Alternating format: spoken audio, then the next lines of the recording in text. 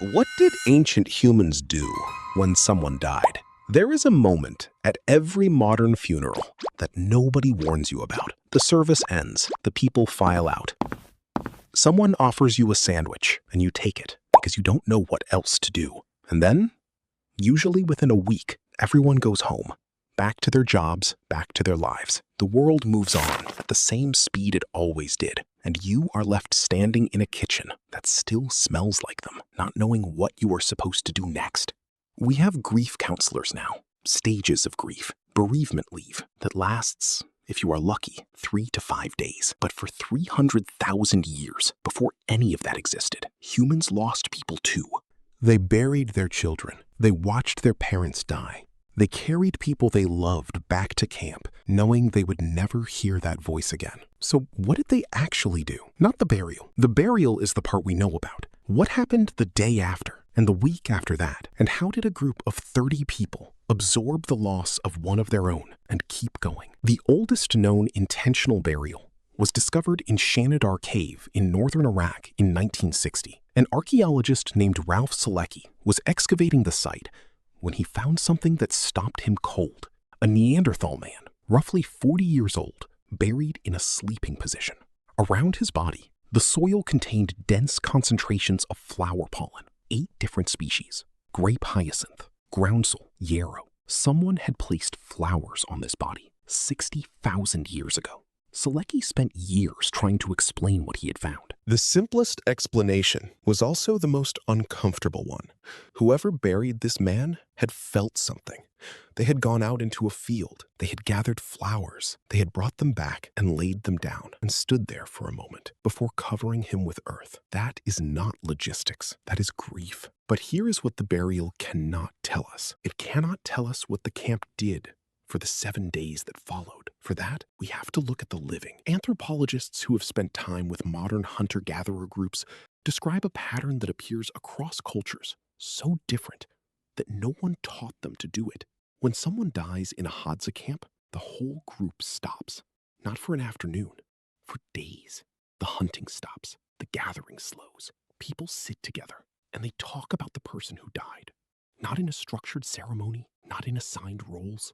They just talk. They tell stories about things the person did that were funny, things they said that nobody has thought about in years, moments that seem small until you realize you will never make a new one. Anthropologist Polly Wiesner, who spent decades studying the Bushmen of the Kalahari, observed that after a death, the storytelling could go on for days without stopping. The name of the person was spoken constantly, out loud, by everyone.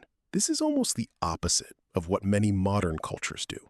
In a number of Western traditions, there is an unspoken pressure not to say the name too much, not to bring it up unprompted, not to make other people uncomfortable with your grief. For ancient humans, speaking the name was the whole point.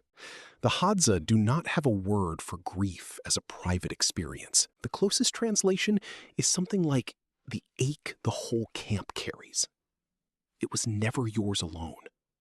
But there is something even older underneath the human response to death. Something that predates Neanderthals and cave burials and fire. Elephants stand over their dead for days. They touch the bones with their trunks. They return to the same spot years later. Researchers have documented elephants visiting the remains of a family member they watched die 12 years earlier and standing there in silence. Chimpanzees carry their dead infants for weeks. Crows hold what researchers now call funeral gatherings. A dead crow is found. Other crows arrive. They stand around it silent for up to 30 minutes.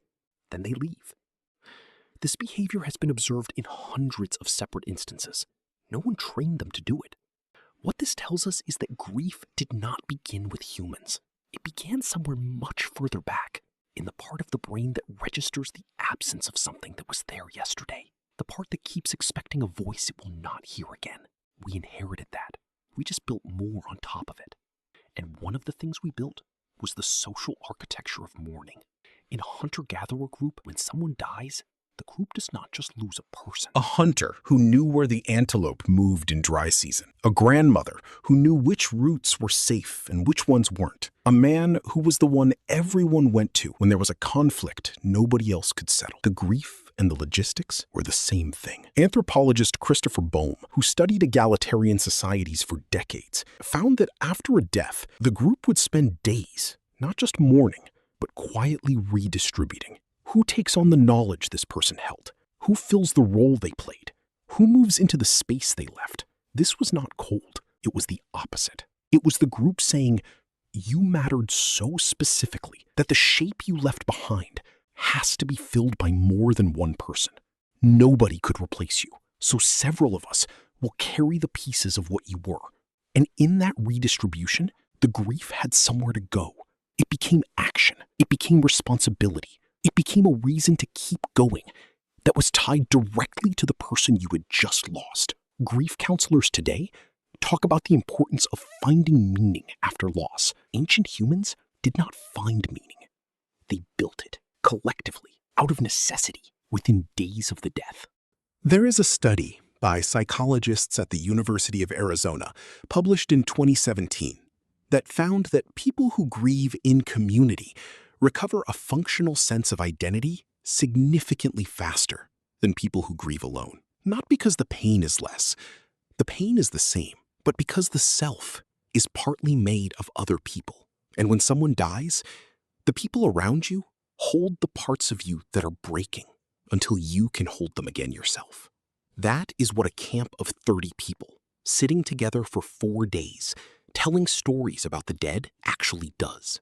It is not ceremony for its own sake. It is load-bearing. We shortened it. We gave grief a timeline.